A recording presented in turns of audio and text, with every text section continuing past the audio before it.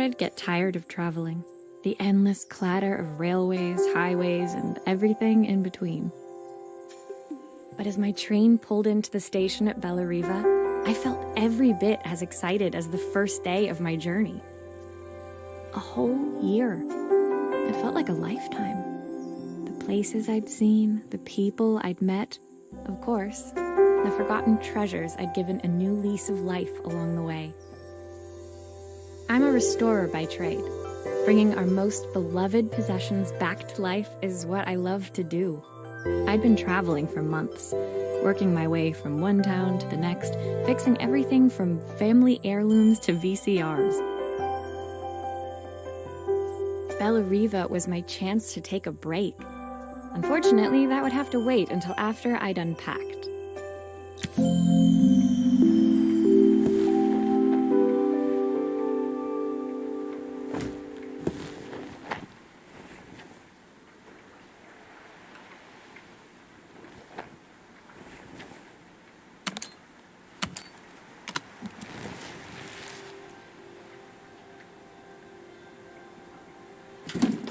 The tools of my trade. No hope of restoring things without these. I saw a guitarist wearing these at a show once. Rock and roll repair woman, at your service. My favorite overalls. These will never go out of style. Looking forward to taking more close-ups of my fingers with this. I'll hand these out once I'm settled in. Fingers crossed they get me some work.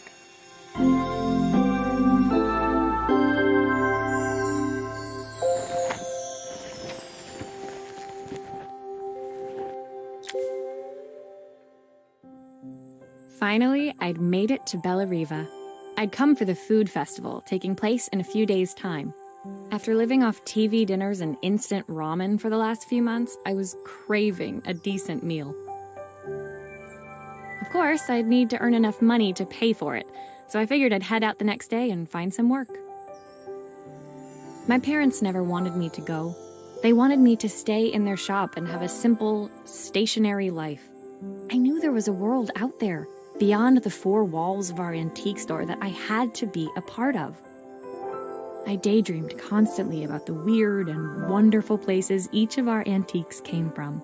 I loved figuring out their stories, revealing the memories hidden beneath the screws and wires.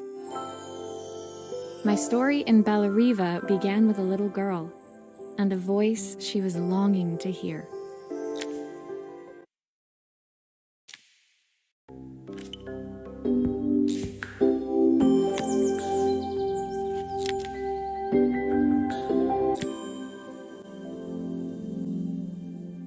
It was my first morning in Bellariva, and I couldn't wait to leave my hotel and explore. It was a quiet town, its streets and alleyways basking peacefully in the hot morning sun. In the main square, meanwhile, preparations were underway for the festival in a few days' time. As I handed out my flyers, I wondered what the people of Bellariva would need me to fix. So far, everything here seemed perfect. I was starting to worry I'd made a mistake when I felt someone tapping me on the back. Hi, I'm Izzy. Do you know how to fix things? It was a little girl, maybe 7 years old, who must have gotten hold of one of my flyers. She rummaged around in her backpack until she hauled out a battered red cassette deck. My tape is broken and I can't make it work anymore. I tried to fix it myself, but there's this metal thing in the way. Can you try?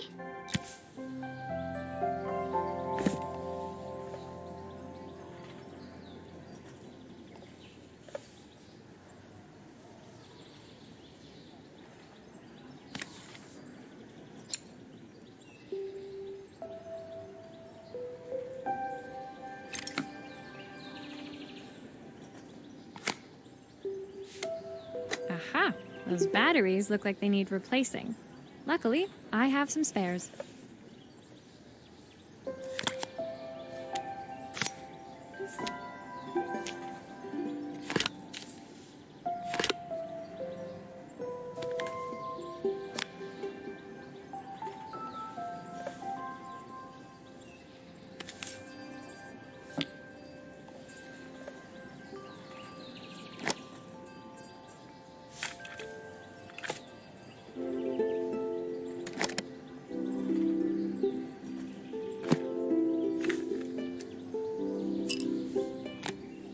Why did you do that? How did you do that? I didn't see.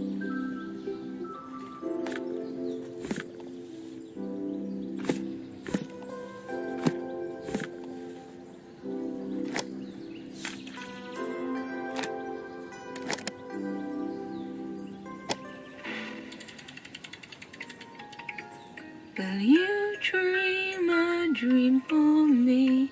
If I sit by your side and hold you so tight, know that I will always love you.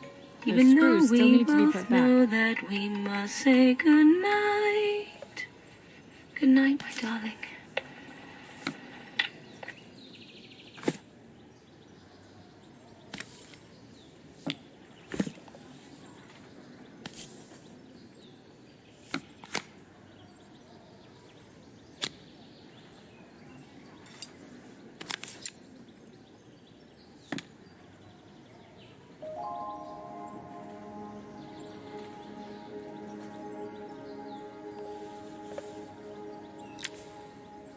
When it finished, Izzy picked up the tape deck and tucked it carefully into her backpack. Thanks, Maria. You're the best person at fixing things ever. No problem. Who was that singing? They're very good. It's my mum. She's not here anymore. Izzy trailed off. It was the kind of silence a cassette tape would never be enough to fill. When Izzy's friends called for her, she dug deep into her pockets, looking for something to pay me with. Eventually, she produced a grand total of a stick of gum, 3 mismatched buttons, and a yo-yo. I usually preferred a check, but Izzy looked so serious, I wrote out a full receipt. She seemed like a happy kid, but beneath it all, part of her life had been shattered. A part I wouldn't be able to fix.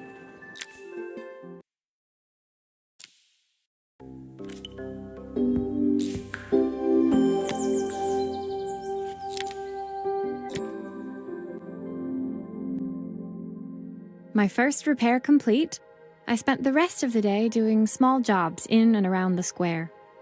I was exhausted when I got back to my hotel and found a message asking me to make one more visit. The address led me to a quaint little house, a stone's throw from the beach. Bathed in the evening light, it looked beautiful, in spite of its flaking paintwork and chipped tiles.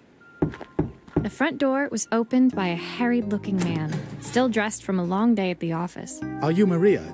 My name's Joseph. I'm Isabel's father. I'm so sorry she bothered you this morning. Please, come in. I'd like to settle up properly. On the mantelpiece, I saw the remains of a broken statue. Without thinking, I picked up a fragment. Ah, my father's statue. What's left of it, at least. Yet another way I'd have disappointed him. It survived 100 years in this family. But 5 minutes with Isabel and... Do you think you can salvage it?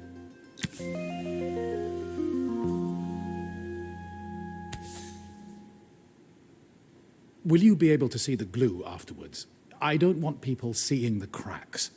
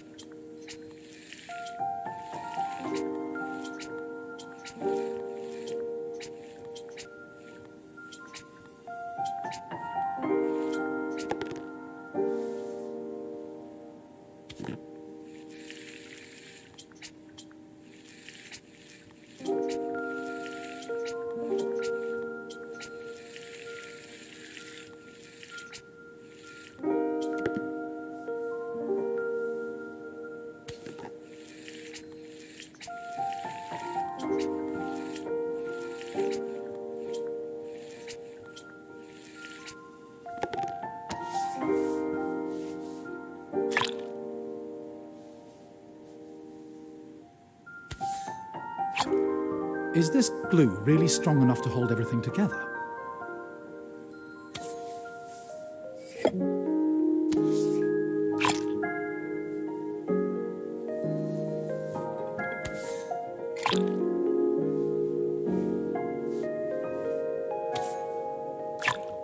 Sometimes I think my daughter should come with a warning label.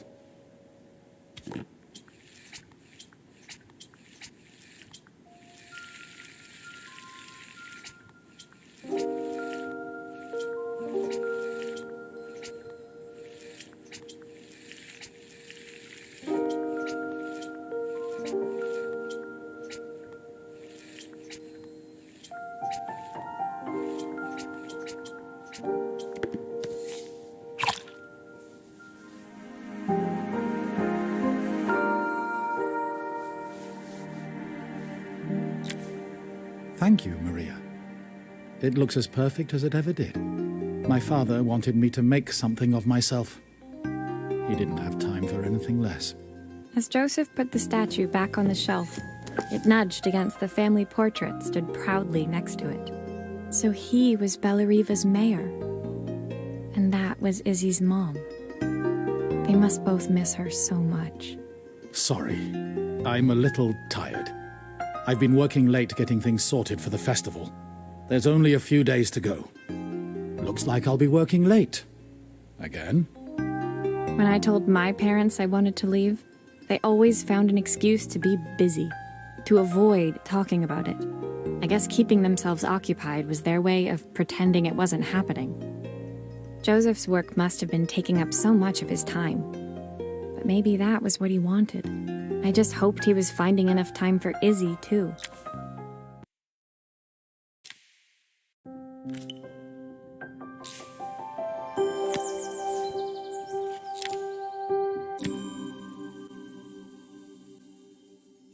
My second day in Bellariva dawned bright and clear. Another beautiful sunny morning. Walking into town, I passed cafes overflowing with customers cradling their morning coffees. I stopped, breathing in the smell of roasted coffee beans and freshly baked pastries. I was about to go inside when the owner of Carmen's, the cafe next door, stopped me. Hello, Maria? Were you here yesterday handing out flyers? I have a job for you. Her place was petite, tucked between its competitors as if hoping they wouldn't notice. Judging by the empty tables inside, though, her potential customers hadn't noticed it either. It's a bit slow today, but we're just getting started. I'm sure it'll pick up soon. As Carmen chatted, she walked over to the counter and returned with an old rotary phone. At least I've got plenty of time to practice my recipe for the festival. It's a new special I've been working on. I was hoping to call my sister for some, seasoning tips, but it won't connect. Can you see if you can figure out what's wrong?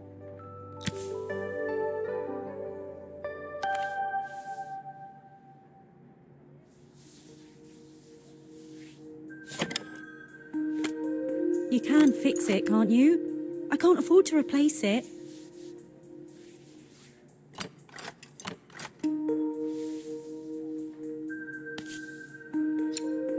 Obviously, we'd normally be much busier than this.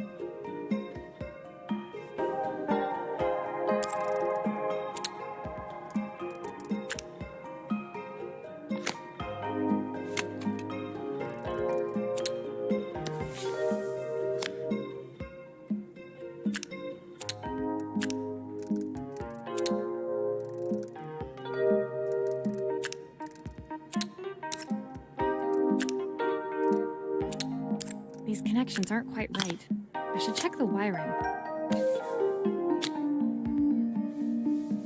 I'll need to check the wires are in the right configuration. Looks like this new circuit board is all hooked up.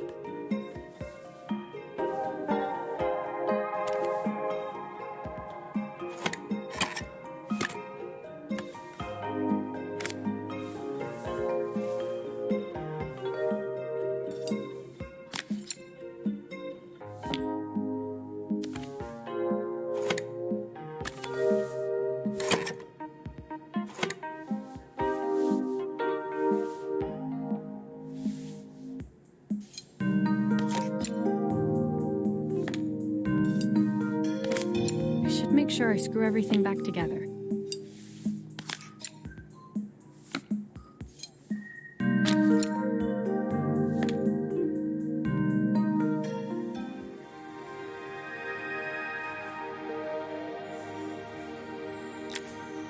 When I handed the phone back to Carmen, she seemed almost reluctant to take it from me. So it's all working now, is it? I don't have to leave it to dry or let it cool down? Nope, it's ready to go. It'll be ringing off the hook in no time. That's if I can pay my phone bill anyway. And the rent, and the suppliers. Anyway, take a seat and I'll be right with you. Your coffee's on the house. I sat at one of the empty tables, while at the counter, Carmen had started dialing the phone. Hello? How's my favourite sister doing today? As she talked, Carmen became more and more tense. This didn't seem like a call for some cooking advice.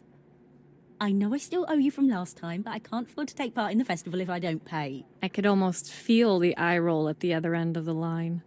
You don't need to be here, though. Can't you just put the check in the post? When the call ended, Carmen brought me my coffee, her hands trembling. Sorry about that. My sister's decided to fly in for a visit. Oh, God, I have to get ready. Actually, I might have another job for you. Can you come by tomorrow?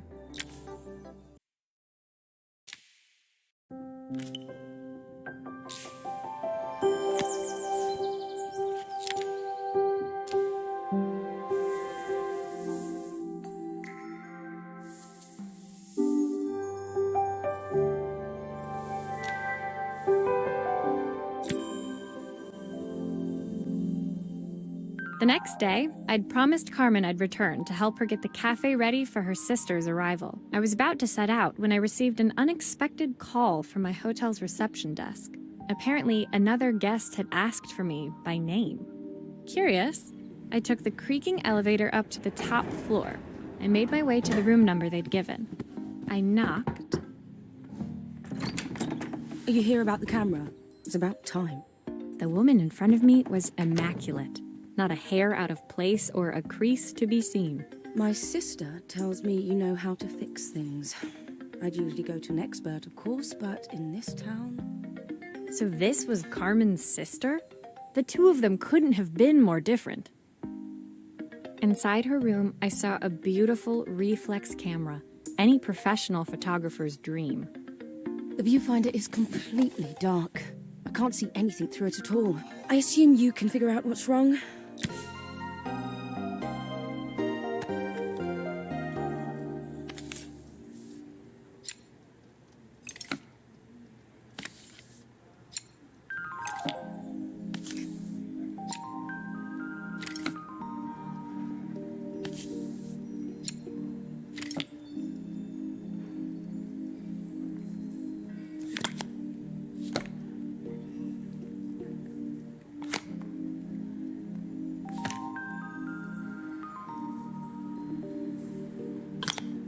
I don't suppose you've fixed anything this valuable before.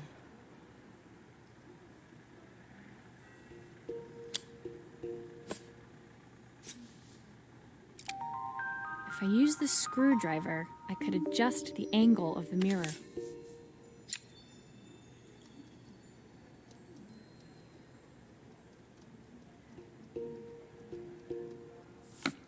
Perfect. Now the viewfinder should be working.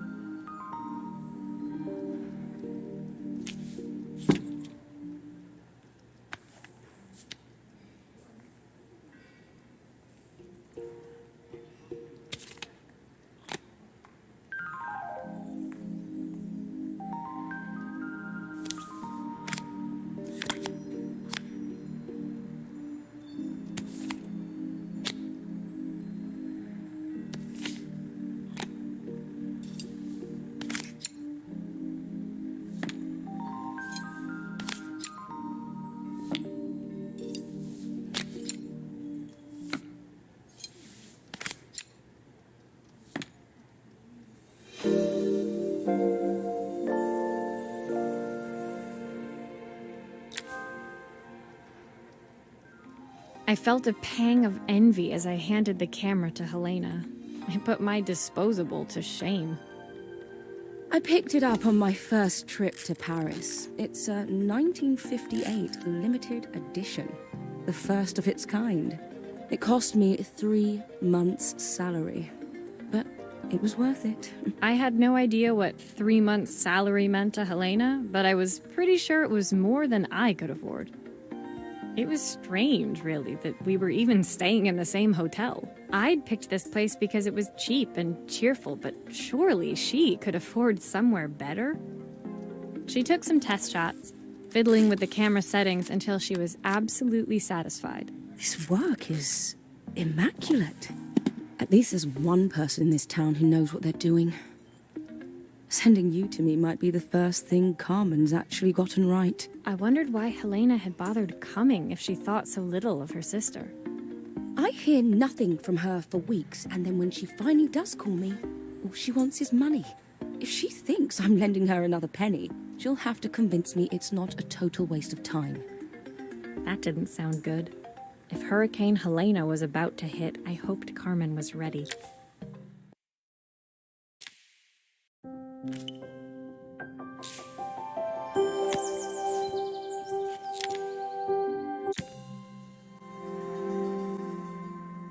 The sun was setting over Bellariva by the time I reached Carmen's cafe. From the outside, it looked as quiet as ever, but inside, I found Carmen cleaning like her life depended on it. Maria! Oh, don't mind all of this. If Helena finds one speck of dust in here, I'll never hear the end of it. Carmen seemed pleased to see me, but I sensed the fidgeting tension beneath each sweep of her mop. Trying to live up to the standards of someone like Helena seemed like an impossible task. I hope you didn't mind fixing the camera for her. She was furious when it broke. I really need this to go well. If she doesn't lend me the money, I don't know how long I can keep this place going.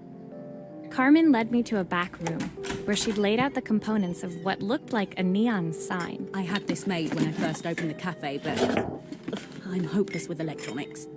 So there was supposed to be a sign outside. This might explain the lack of customers.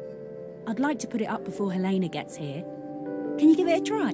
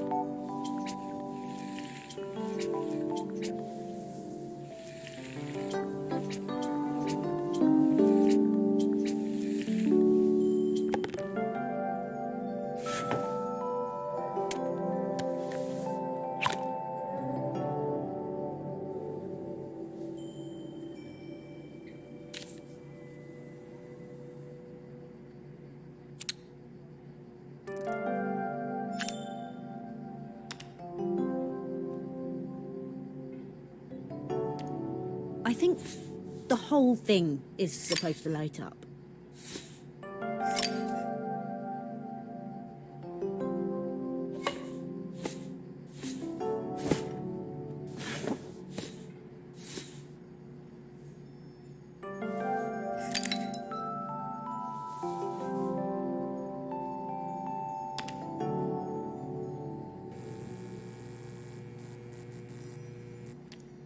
I don't know, it's a bit flat. Maybe if it flashes, it'll really catch people's eye. Great idea. I think I have a spare part that could do that.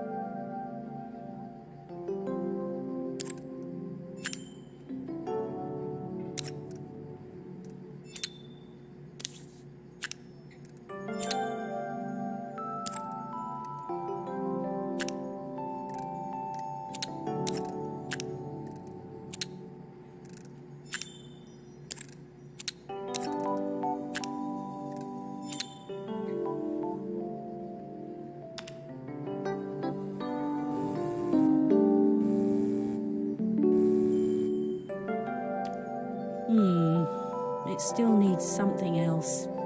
Maybe we can add one of these.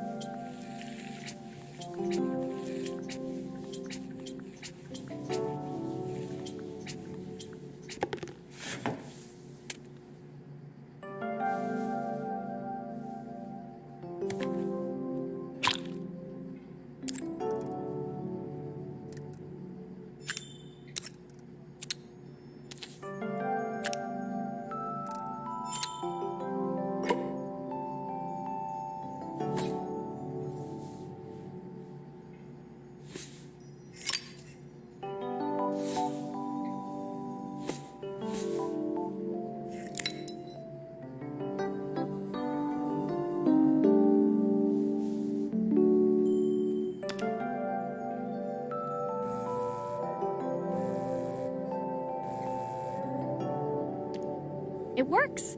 I'll screw everything together again and you'll be set.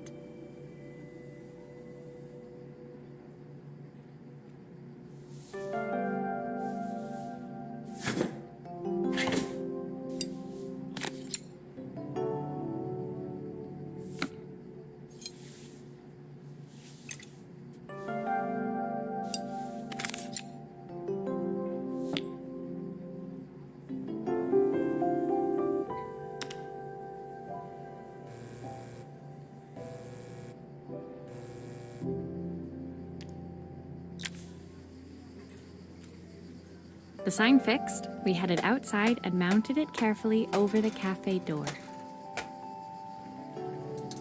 Oh, that's perfect, Maria. It looks just how I imagined it.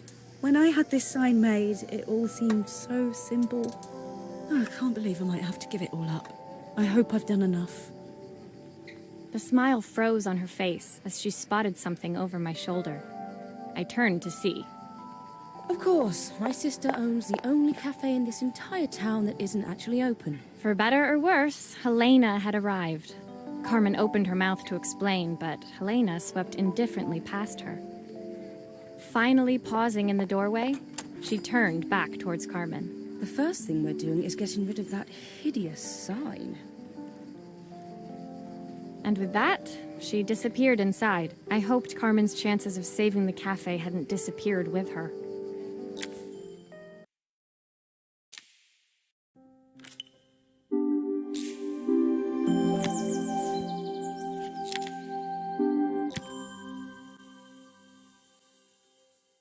It was the day before the festival, and the whole town was busy getting ready. I had more work than I knew what to do with. When Joseph called with another job, I was craving the cool quiet of his and Izzy's seafront house. I'd barely reached their front door when I heard someone calling me. Psst. Maria, I need your help. Quickly, it's top secret. It was Izzy, peeking out from the side of the house. She beckoned for me to follow her. She led me through to a beautiful, unruly garden overflowing with flowers of every color. Nestled among them was a playhouse, its doorway almost completely obscured by a towering rose bush. You have to squeeze past it and breathe in real small, like this. Izzy took in a big gulp of air and crawled through the gap and into the playhouse. I hadn't planned on crawling in the dirt today, but the life of a repairwoman never did run smooth.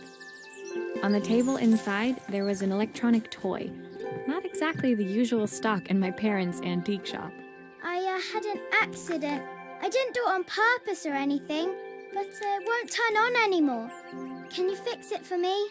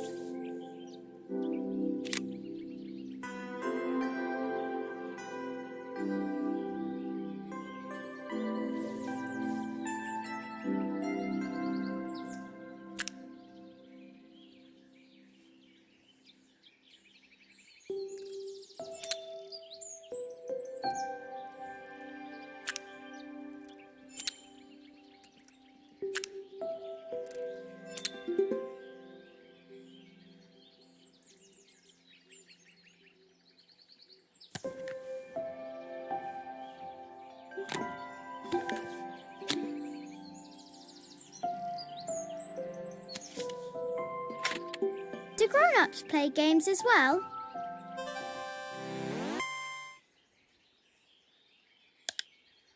Can you show me how to play?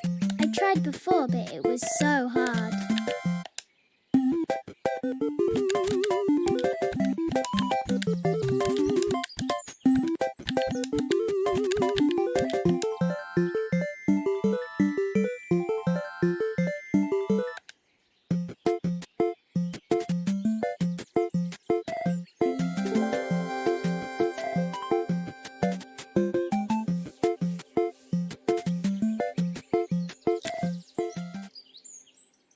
Her toy fixed, I watched Izzy retreat into its screen, taking refuge in a 3-inch world of her own. Well, I'd better head inside. Your dad is waiting for me. Please don't tell him about the game. He'll think I broke it on purpose. Why would he think that? Because, well, I kind of dropped it really hard at the wall. Izzy looked down, scuffing her shoes on the worn floor of the playhouse. My dad said I had to go to this stupid festival tomorrow and put on a stupid dress, and I don't want to. All he cares about is working. He never wants to see me unless it's for his job. I'm not going. He can't make me. With that, Izzy dove back through the rosebush and disappeared into the wilds of the garden. She was so young. She couldn't be expected to see that her dad was struggling too. It made me think. Had I really tried hard enough to understand my parents' point of view? I was so focused on the adventures ahead of me. Maybe I didn't care enough about leaving them behind.